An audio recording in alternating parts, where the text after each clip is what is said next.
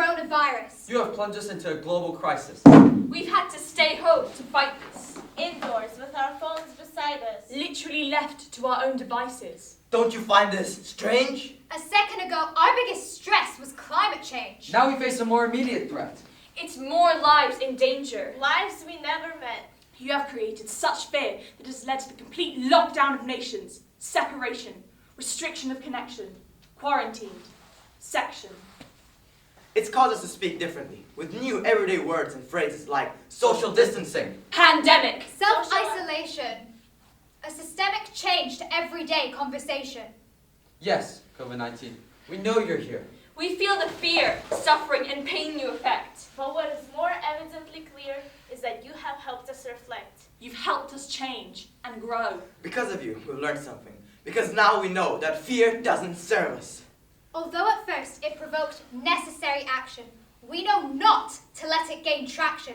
Instead, our reaction is to rise above it. We become better. Better for ourselves, better for each other. Recognizing our strengths and helping one another. A substantial part of our lives took a huge blow. But little did you know that with that disappointment comes our powerful resilience. With such imaginative brilliance, the adventures that we missed transform into ones that are inside. Inside our homes, inside ourselves. While outside, we realize how grateful we really are for those still plugging away, working so hard to provide the world with medical care, food, and other needs, day after day. We see the importance of connecting with our friends and family, not just when we're concerned, but generally and regularly. You've helped us to become aware of our compassion and our hearts. Your presence has triggered the start of strong community building. Never again will we allow this division. We made the decision as a community that this is our future foundation.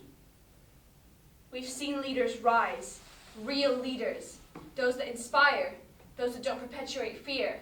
Leaders whose message of positivity and hope is loud and clear. That is the future that we are building here. So if your job was to take life, Scare us all. Divide. Separate. Isolate individuals. Then you have done that, so you should now go. but before you do, you should know what else you've created, the change that has begun. The new levels of kindness we now have, coming together as one. How we are now appreciating everything. Our freedom, our very delicate existence. Why we need to help each other, giving assistance to those who most need it. In bringing out the best in us, You've succeeded!